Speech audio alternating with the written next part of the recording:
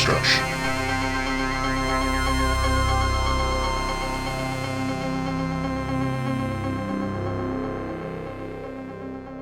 What's up, everybody? It's the HorrorDeconstruction. You can find us on Instagram, Facebook, but mostly on YouTube.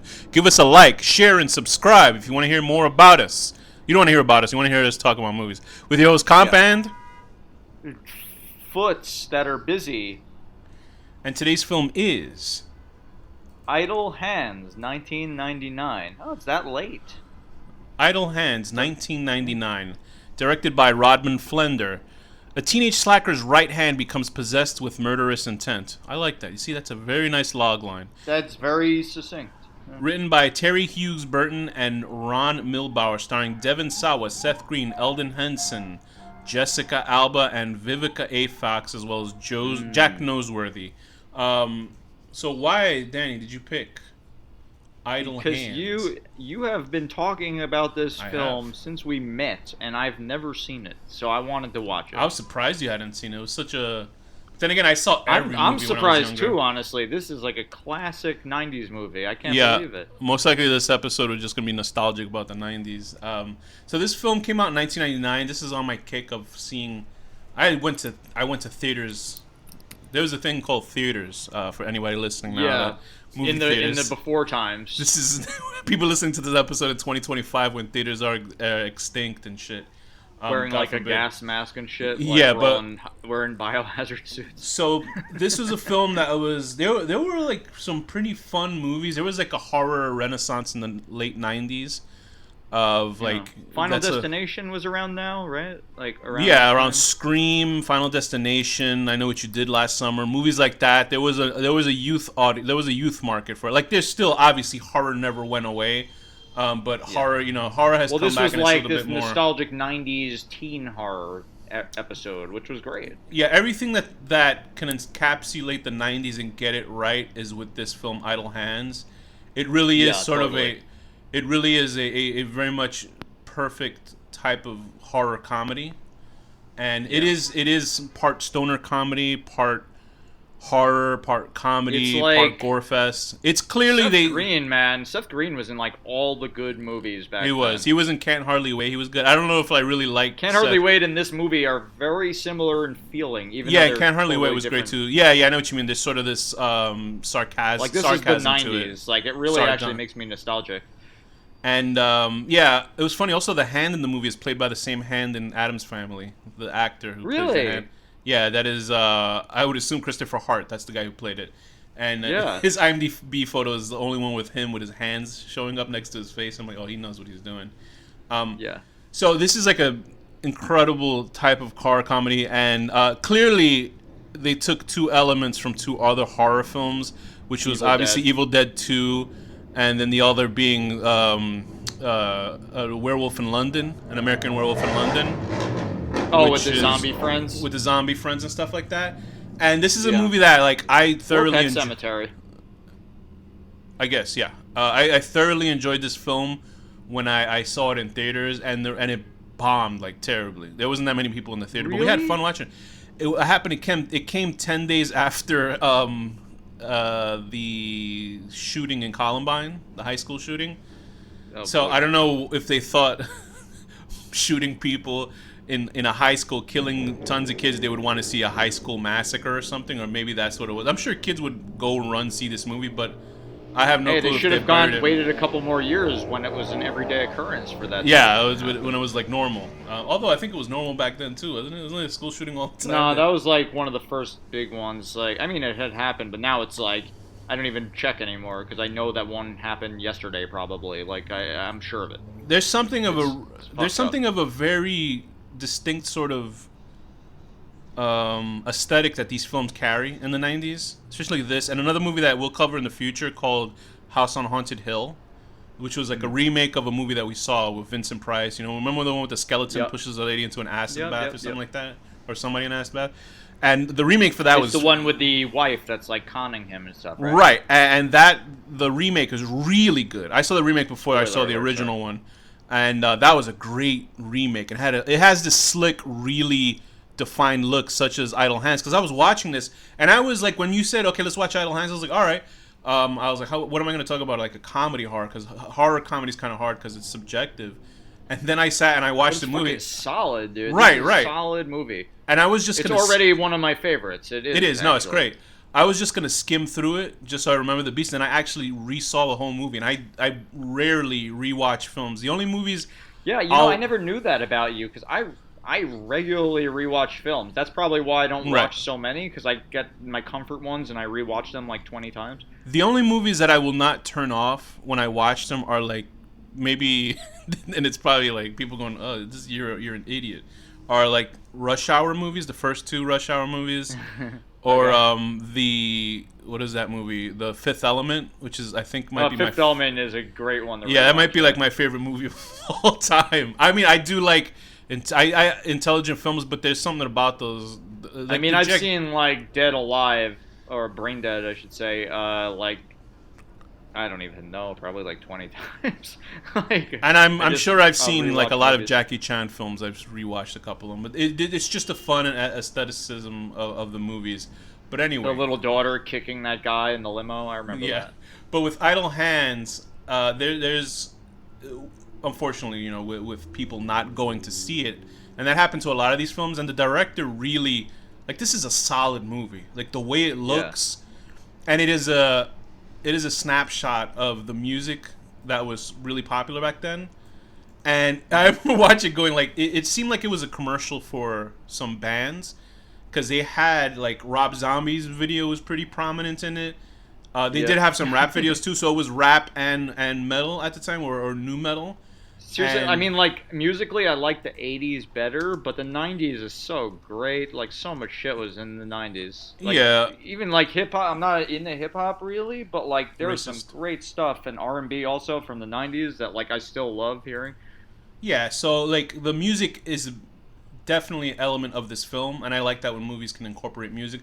But I'm definitely sure that the movie company had a deal with these music companies to prominently feature their music videos. Because I never saw a film that like literally showed the music video on the screen on the television. I'm like, why? Like, it was always weird to me. But like in the theater, it's Columbia, so maybe I don't know. I remember in the theater, when they had the Rob Zombie video, I was like, like bopping my head in the theater. I was like, wow, this is like my music. You know what I mean? Like, I hadn't seen a movie that like specifically showed the music that I enjoyed at that time. And it's really good. It's just Idle Hands is so good, and it had a really great theme song by Graham Revel, and they kept playing it over. It was like little stingers of the do that little song, and it also reminded me. It had a really nice intro, because that's another thing that's sort of gone with movies nowadays. Or they sort of just go into film. They had these sort of, it almost began like television show intros, and they had with the parents. That was good. My favorite intro from a movie from the 90s was The House on Haunted Hill. Going back to that, the opening credits for that is fucking great. And this had really interesting opening credits. So it was nice to see that they were produced and credits. The dad is like such a... I was trying to say, like, he's from something... I know him from everything. Why don't we get into the opening of the film? What's the opening of the film? Is the parents... And they see in glow in the dark on the ceiling, I'm under the bed. And you think it's like... I don't know, it was just like so cute. It makes it seem as if it's like a prank by their son, and you don't expect anything. You expect it to be like a red herring. A Halloween prank, but then they get killed. So like, I didn't expect them to. I really thought it was like setting you up to think they're gonna get killed, but then it's like nothing. Like, but no, they like killed them. I didn't expect it. It was very funny. It was fun. It's funny now that, because I had seen the movie before, so I knew what had happened. I actually forgot that the parents were in the opening of the film, and I was like, oh yeah, because like, once I realized like the body count on this film, then I started realizing how many characters directly related to this guy who get killed, and I'm like, wow, he's gonna go to jail. Like, he's like, I don't know how he's gonna get out of this, you know. That's the sort of thing you get. Yeah, I was wondering that too, but I guess they just like they don't give a shit at the end of it. But so it does start out with Fred Willard, who is a known entity within the comedy world. Like, he's in like everything. Yeah, and I remember I was telling you there's a funny story about him, is that he got arrested in an adult film theater for jerking off. Aww. Well, it's something that we all love to do. That's what it was. I feel bad for him. That happened to Pee-wee too. It was in 2012. Yeah, but leave the guy alone. It didn't. What It didn't. else It didn't destroy his career, which is nice. What the fuck else are you supposed to do in a porno? Like, what the fuck? You're supposed to admire the acting in it. So There's people like the fact that this cop's scoping out a porno theater to see if people are jerking. What the fuck? Like, that's ridiculous. So, well, they said lewd conduct. It's like arresting people for eating in a restaurant or something. It was for lewd conduct, so maybe I'm just making up the jerking up part. But okay. So his parents are killed. They cut it off, and we hear that Anton is played by Devon Sawa, who was obviously he's in two of my favorite genre films of all time, which is Idle Hands and in Final Destination. And he was great in Final. And then he sort of kind of just vanished for a while, and he's come back and he's in more films. He looks like a completely different guy now. Like he looks like an adult, beefed up version of himself. Like it's scary. He looks like a convict or something now. But I think he was in a film with... He doesn't look like a convict. Well, if you see him in interviews, he's like, hey, what's going on? And you're like, oh, shit, this guy. But I think his latest sort of movie that made... Yeah, you just made me think of these horrible Tony Robbins ads that are on YouTube now constantly, and you can't get rid of them. Can't believe Tony Robbins is still around. And I know he got in trouble because... He'd be like, hey, everybody, I have to tell you, I'm sad. And then he starts going, and I click the fucking skip ad as fast as possible before he gets to the next part. Tony Robbins is a self-help motivational guru guy who's huge in the 90s. He seems like really full of shit. I don't know. He's a giant man. I remember the funniest thing was on South... one of the first episodes Family of Guy Family when Guy. He's like a snake or and whatever, he's like, right? He's like, Tony Robbins... hungry, and he just starts eating like people and stuff. I remember when Family Guy used to be good, like way back. He got in trouble because there was a lawsuit because one of his big things was about walking on fire pits or whatever. You know that thing that people used to do for some reason back then in the 90s. Yeah. In Hawaii, you would walk over fire pits or not fire pits, but hot coal. I know what to you show mean. that you have no fear. You know what I mean? But that there was a science on it that you don't really get burnt because you're walking so fast on it that the heat doesn't takes too much time to reach the soles of your feet. But apparently a couple of people that did it, they actually burnt their feet like really badly, and so they were suing him. That's the last I've heard of him. But he's back apparently with what you're saying. He's on these fucking ads. But back to this film, like the heat on your feet is like the heat of hell, where this possession hand comes from. And what I liked about this film is that it had a solid cast. Like everybody's solid in this movie. Jessica Alba is so hot, and so is Vivica. And that's my thing. I'm gonna say because it's interesting that it has like a strong female black lead. You know what I mean? That she's like Vivica Fox. I wish they did more with her though. I feel like she's underused. Same. It's funny because like this movie, like I would watch sequels to this shit. Like it almost feels like it was definitely in the same sort of way Buffy the Vampire Slayer, the TV show, was, in that that sort of ironic humor and dealing with demons and stuff like that, and it was great. And Jack Noseworthy is an actor. He plays the guy with the death metal shirt and working on the truck guy. Like, yeah, he's ridiculous. He's been in a lot of things too. Like if you'd recognize him if you'd seen him. At one point, I cracked up because he did such a creepy look before giving the mouth-to-mouth resuscitation. It was like, because there was. I really was like, like. Yeah, I know, and you definitely know that's what it was.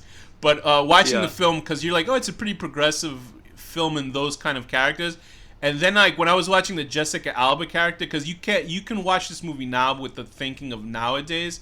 And I remember reading, like, because obviously everybody else talks about this film, really. And I haven't seen Vivica Fox talk about it, but they had a rooftop screening of this film with Eldon Henson, who obviously plays Foggy Nelson in the Daredevil show. It's a very good actor. Obviously, Seth Green, who's gotten really rich. I love him. Seth Green has gotten really rich. My only thing with Seth Green is that he does this show called Robot Chicken, which I don't get. It was funny for a season. I don't get that show. I don't get it at all, but whatever. He's rich. And also he does the voice of Chris on Family Guy. And Devon Sawa, when they had like a screening on a rooftop. And they were there, and the fans were loving it and stuff, which is great. So it shows people appreciate the film.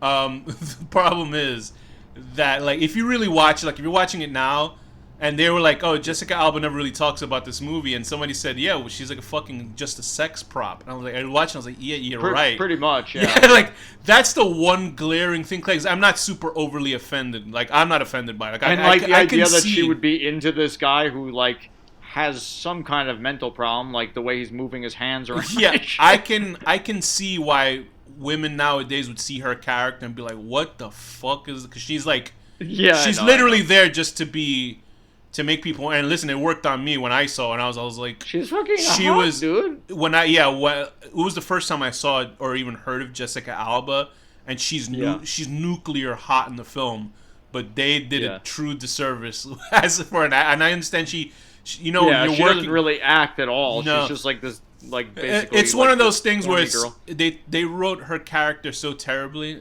Just as a character and JoJo, as a woman, it's pretty bad. But as a character, they wrote her so bad that like just the part where she puts her shoe where the fan is, to stop it. I was like, she did something. She did something good. I was like, you gotta like grasp at straws because they really like if they made her a little bit smarter or not so easy to fall over, then it wouldn't be so like. Like, I'm not condemning the movie because of that, but you can clearly see she's... No, it's like that, like, 90s... Like, it's, like, made for this guy... Like, this guy is supposed to be, like, the protagonist, and they don't really paint him in a good light. So he wins her over, blah, blah, blah. It's they don't... But it's still... She's like a pussy MacGuffin. There's something that everybody's chasing after.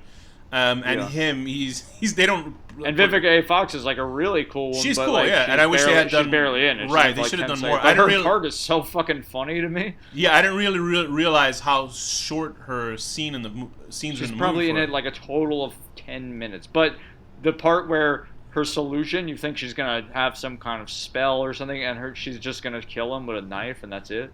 Yeah, I wonder. So funny. I wonder if there was a longer cut of this film, because for an hour and a half, it's like a really, really good cut. Like, you don't miss anything. It's just simply just jokes. We got to go to the school dance and save this dude or save this girl, and that's it. And like, it's like there's nothing that's unnecessary in the film. And I got to really give props to Devon Sawa because he's a really good physical comedy actor in this. Like, I didn't really pay attention to back then but like when he's actually just talking and his hands going crazy and he's flipping over tables and shit, like it's really well done. Like he's not just sort of like a regular guy in a movie because you can easily just have a regular actor just do this shit and really fuck it up. But he's really good, and there's a reason why I guess they used to cast him and everything back then. And I don't know what happened to him. I think somebody was saying something about meth addiction. That's why he probably disappeared. But he's back now. That also happened to one of the daughters on Stephanie Tanner. Yeah, she was how rude, But then was it got hot, meth? though. I heard she got into something. It was meth. That's what I remember her talking about. But anyway, that meth is a hell of a drug, I guess, for white people. It's really bad for them. But going back to this film, obviously, for everyone. Yeah, I guess so. But you hear mostly white people. I guess they don't really care if other ethnicities do it in the mainstream news. But why don't we talk about? Why don't you talk about Panub and Mick? Yeah, I didn't realize that's how you said his name. Yeah, now that kind of like in the trivia. Now that when I watch movies, I'm like bad at remembering people's names. But anyway, they're great. They're just like very stereotypical '90s stoners. They the scene when they find that giant carburetor thing with the bong built into it is like very funny to me. And duct taping his head on, and he's making out with the girl and everything. It's good. And it's funny because in the '90s, I wasn't like I didn't smoke weed in the '90s as a kid. I've always appreciated like the pot humor, even though I've never really been a pothead. Like there was a point where I was for like 2 years. Because it's like that's a whole like that's a whole like complete culture like onto itself. Yeah. Like. So like I didn't really get it. Like I was like, okay, whatever, because I wasn't smoking. I was too young in the '90s, right? I think the first time I smoked pot was like '98, maybe. This and Half Baked. Like I love Half Baked, and I didn't smoke weed. Yeah, and I love Half Baked too. It was one of the greatest comedies I'd ever seen. But like, weed humor comes to a thing where it's almost like, how there's like NRA guys or gun guys that. They love like pornography that has women holding guns, and I was like, I don't understand what the point is of like I couldn't see I see the naked woman. I was like, I get it, but then they're holding a gun. It's like, does that give you an extra boner or something? Like her holding the gun. It's also like weed because there's like books, pornography of women, and their like body is like covered with pot weed and shit or stems or whatever. I And wish I don't get honestly, it. I wish I smoked more because I know so many cool people that are like giant potheads, and I wish I could smoke with them, but like I just don't. I do like once every couple months, and that's it. I don't know. It's just not for me. And it was funny because of the small little obviously cultural things that they have in here. Obviously like Evil Dead 2 and stuff like that, and American Werewolf in Paris. I mean in London, excuse me, not Paris. That piece of shit movie. But they also had Chiller TV, which was I guess a TV. It was like one of those, afternoon or nightly horror shows where it was just like the hand crawling out of the... I think they actually brought it back. Did they? It's the hand crawling out of the grave, and it says Chiller TV. Apparently, this is like on this day is when the hand watches everything on TV that has hands in it. But Rodman Flender is a solid director on this, and I was trying to see what else he's done. And he doesn't really do anything else that's like so known by me, at least. I think it's mostly TV. He did a couple episodes of The Office. He did Leprechaun 2, and somebody had mislabeled it and said Leprechaun 3, and I remember I loved Leprechaun 3, but apparently Leprechaun 3 is amazing. Leprechaun 2 in is like Vegas. whatever. So I didn't see Leprechaun 2. And then also he did a new movie called Eat Brains Love, and I just from the strength, it's like a zombie movie, and it's like the premise is kind of interesting with these people that get infected as zombies, so then they start hunting pedophiles so they can eat their brains instead of eating regular people's brains, I guess. That's a nice idea. It is. It's apparently it's based on a novel, but the budget looks sort of like... I mean, I think Pray, Love. Yeah, I know. He's strong enough a director. I'm sure it's like the comedy comes through, but you can see from the budget that it's like, because this movie, Idle Hands, is shot on film. You can see that it's a film, and not digital. And now everybody does digital, and there's a hollow look to digital, and it completely takes away. Yeah, but digital, like, now it's gotten to a point where can you make it look good or no? Not really. No, you can. I guess it's by the way you do it, but you can tell there's a film grain that's separate. It's like I recently did a review. No, I mean I know I've seen like beautiful films. Because like I recently like that Loose movie we saw. Remember? Yeah, right. Yeah, that was fucking incredible. The Luz. Although there's a new movie called Loose that's also, but we're talking about that Luz, just means light in movie. Spanish, I believe, right? Yeah. Yeah. Because I recently reviewed on this channel this show called Tokyo Vampire Hotel by Sion Sono, the guy who did Suicide Club, and I was like, okay, you could tell it was digital. Then I started watching a series that he did on Netflix that just came out, and I can't tell if it's film or digital, but it's a complete different look. So there's obviously... Yeah, but can't they put like a filter at this point? Like, they would have to be. They sell film grains to do stuff like that, so you can make the film look... you can make a video look like film. There's a lot of stuff like that. And Mick and Penumbra are its best friends. They're really played really well by Seth Green, and obviously Seth Green got a bump from Austin Powers. Him playing, I thought he was great in Austin Powers because he was like he was the only person that had any reason in that film, which was great. Because like I remember when why am I forgetting the bad guy's name? Dr. Evil. Dr. Evil. It's such an easy name to remember. And Dr. Evil brings Austin in, and Seth Green's character is like, just shoot him. He's right there. Just take a gun and shoot him in his head. And he just wanted to put him in a room with fucking sharks with laser beams on their heads. All this shit. Yeah. And so he got him up there, and also for a while he played a character named Oz on Buffy the Vampire Slayer, the TV show, who was a werewolf guy, which was fucking great. Mm-hmm. And so... Still never saw it, but so Buffy feels like this because the movie did. Yeah, no, it felt completely like this. I think that's why I enjoyed it so much because it had. Okay, maybe I should watch a show. You should watch it because I love the movie. Although supporting Joss Whedon apparently is an issue now because he's apparently a maniac, like not a sexual maniac. Well, or something how the fuck am I supporting him? You know, people. I'm joking. Get it, I'm kidding. You can off watch the internet. I'm kidding. You can watch it. It's almost like. I know. You know how people compartmentalize. Well, people think that shit. It's like, how am I supporting? Am I giving There's money? There's a show called The Expanse, the science fiction show that I really, really like. And then apparently one of the guys in the show who plays a character named Alex on it, like he was the most interesting, fun character, and apparently he's like a pervert, so they fired him off the show. And I'm like, oh, come on, just like behave yourself, people. Like, what the fuck's going on? So, and Joss Whedon was apparently like a megalomaniac. And I don't think he's like a sex pervert, but he recently, like when he did the cut of the Justice League movie, like if you're anybody who, because he's like a writer director, and he did the first Avengers film, and then he did the second one, and when he was doing the Justice League reshoots, I didn't know he did the Avengers movie. Yeah, Gal Gadot, who plays Wonder Woman, she didn't like a certain way of writing, and he's essentially told her he could end her career if you disagree with him. So he's like one of those guys, and now people are like, well, fuck you, because apparently he was like he was like one of the most vociferous women's ladies' rights and shit. But apparently he's a dickhead, so they're like, oh well. But anyway, back to kill your idols. Most of them are dickheads. Yeah. So this film has a similar vibe to Buffy, and I think the aesthetics look really good. Like every shot is useful. The direction is solid, and it's like a solid '90s film. And I think there are hundreds and hundreds of movies a year that are really well made, and they sort of vanish into the background because there are just some genres that do better, like streaming or, It's just weird to me how like a movie like this could come out, and it's not like hugely popular. Like that just shows how stupid people are. What the fuck? This is a great movie. I think it's just people are just so ignorant because you hear a log line for a film, you're like, I'm not gonna watch that. Oh, because it sounds dumb. I'm not gonna.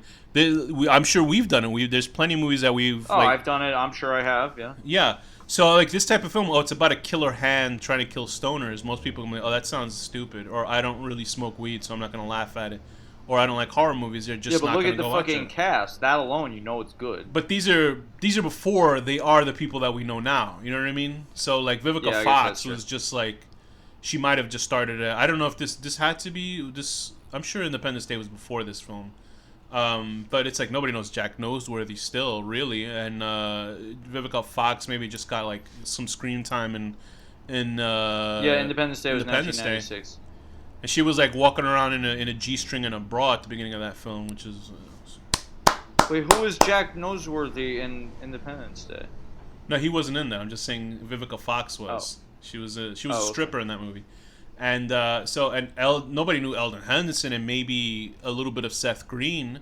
I think Austin Powers was like obviously before that also. So there was a real time in the '90s, like a 10-year. Obviously, I think all of the '90s. Where there was just solid movie after movie, even though people, even though people like obviously people say I think it was the year 1987 and stuff like that when like RoboCop and all those movies came. I don't know if RoboCop came out in 1987. Well, the 80s is a fucking great decade for it's movies perfect. Too, but the 90s is like solid.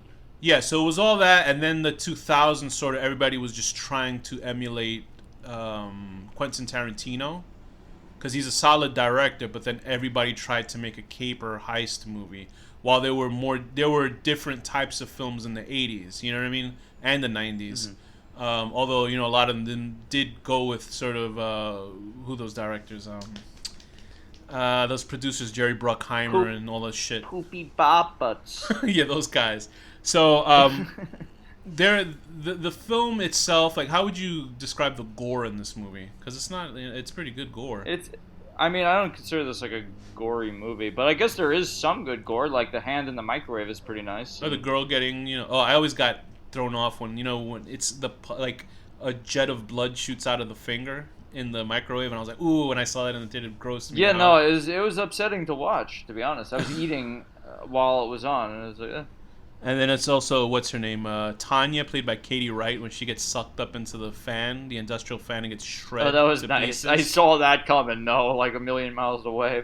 Her last movie was in 2001, so I don't know what else she's been in. But she was okay in that film when she's making out with this guy. Really good effects of this guy with his head chopped off, and he's walking around. Yeah. Although sometimes you can really tell, like it was like a fake face. The hand. I mean, it's just this guy in a green suit, and his hand is exposed, and he's just crawling around on a skateboard on the ground, If basically. You see what they did with Addams Family, with the behind the scenes, that's essentially what it was. He'll probably wear on like a rolly thing with his hand, like going crazy. Yeah. I think that's what they do. A really nice a guy that I forgot was in this film is an underrated comedic actor named Timothy Stack. Is he the cop? He was the principal that was trying to jerk off on the phone with the sex line. Oh, okay. Timothy Stack, and I try to tell this to everybody. This guy was in a show that was before it was before its time. It was called Nightstand with Dick Dietrich, and this is at the time when Jerry, who's the talk show host? Jerry, what the hell is his name? Jerry Falwell. No, Jerry, whatever his name is. The guy with the glasses who had people hitting each other with chairs and shit like that. Oh, Jerry Springer. Jerry Springer. Like, so it shows My like mom loves Jerry Springer. shows like Jerry Springer and all those talk shows, and he had a show that spoofed it, and it's the funniest fucking show because it's shot as a Jerry Springer show, and he's like this sort of dim-witted host. I'm telling you, you can probably find that on YouTube. It's called Nightstand with Dick Dietrich, but it was a show that like back then in the 90s for some reason, if people didn't think a show would work, they would air it like 2 in the morning. Like the show was like 1 in the morning. There was a show called Mortal Kombat Conquest, which was a fighting show based on Mortal Kombat. That was like 1 in the morning, 2 in the morning, almost 3 in the morning. It was fun. It was Mortal Kombat, but they did it like it was much better than that fucking movie that I watched this week. But like watch that show. Like, and he was also on the Howard Stern show called Son of the Beach, where he was like David Hasselhoff character. And he's like clearly this like out of shape guy in his late 50s or late 40s and stuff like that. And like he is such a funny fucking guy, and he's also a writer. But like people really and just to see him for even 10 seconds in this movie was like, oh shit, Tim Stack. So he's an actor, like Nightstand with Dick Dietrich. So this film is chock full of those small comedic parts like that. Did you have a specific joke that you like in the film? I mean, offhand, I can't think of it. The whole movie as a whole was just like very good to me, you know? Yeah, I can't think of any like specific part because I'm a little out of it at this moment. Devon Sawa really carries. Yeah, it's hard to sort of pick out a funny part because just altogether it's funny. It's like I wouldn't say it's like laugh out loud like Half Baked was, but it's still funny and it feels good. Like there's no like actual hysterical moments of this movie. It's just like an overall funny, good movie. Because it has that sarcastic, dark, sardonic feeling to it, but it didn't feel like negative. It didn't feel like a negative movie. Like the parts with remember when the 2 cops come in? One of them was Frogurt, right, from Lost. That's okay. And from People Under the Stairs, that guy.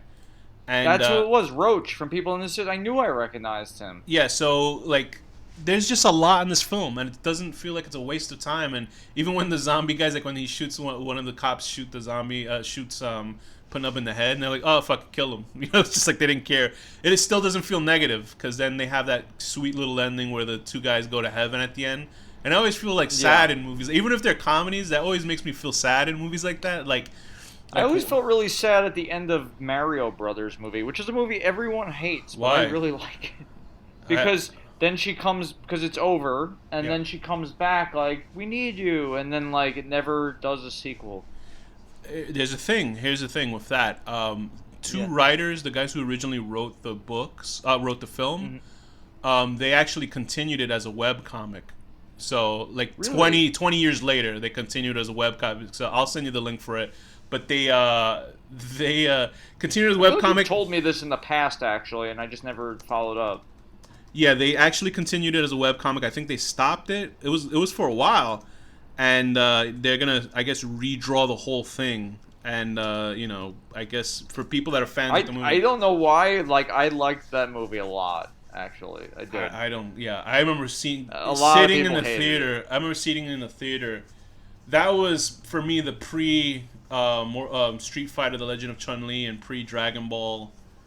Complete, astonishing disappointment in a movie that I couldn't believe what I was looking at. Like, I couldn't believe it. But let me tell you what it's called. The comic. Blah blah blah blah. Talk about how great.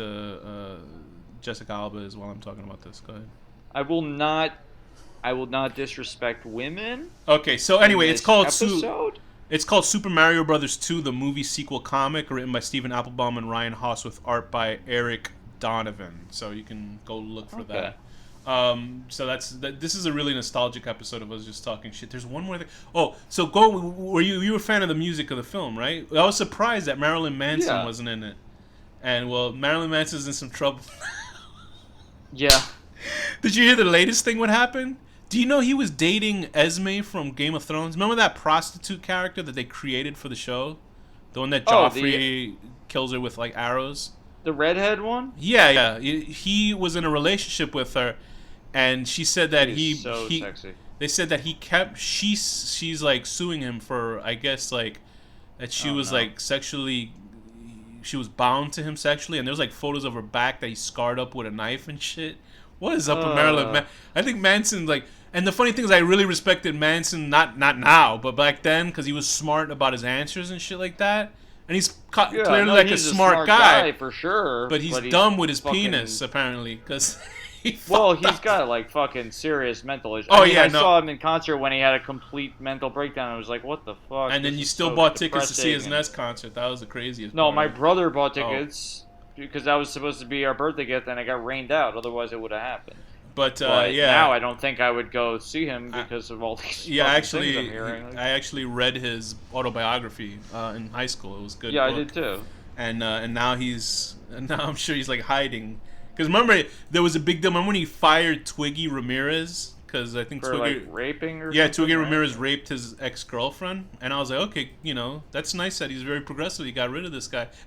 He was just, But he's crazy. he was back there going, the rat, the cat, the dog, and the frog, which I think is the incorrect. Yeah, lyrics. it's upsetting because he was like an icon for me growing up. But oh well.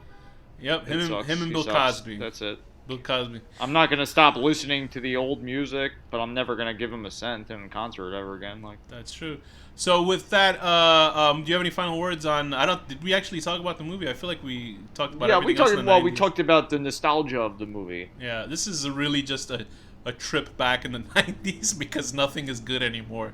Yeah. So now we're that age. That's not true, but nothing has this feeling at least. That's true. So what rating would you give Idle Hands, 1999? I will give this movie a. Okay, I'm not gonna say that. A 9 out of 10. A 9 out of 10. Killing your parents, not knowing you killed your parents in your sleep, and then not realizing for like 7 days until. Oh, can I say the dog in this movie is the cutest It dog is. in the Oh, it's fucking such a world. cute, adorable dog. It's a good actor dog. And also, this is like we brought up last week when we talked about. Oh, the cat. When we're cat talking about the swinging, dog yeah. in Bride of Reanimator, a terrible movie. This one, they spin the cat around in That he this one. swings the dog around and throws it. In this one, At it's least a the cat survived, but it was scared, and you never saw it again. Yeah. And also, it has the best and worst cameo by a band that I loved back then called The Offspring.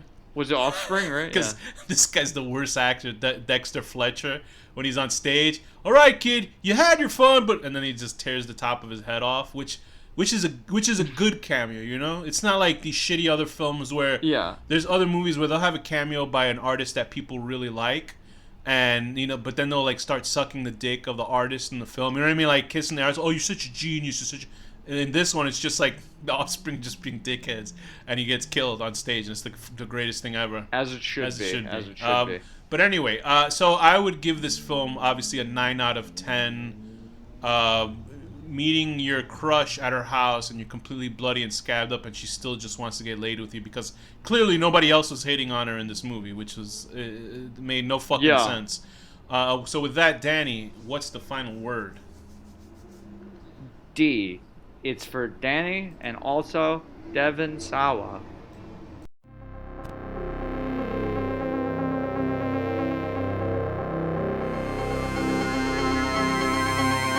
The HorrorDeconstruction.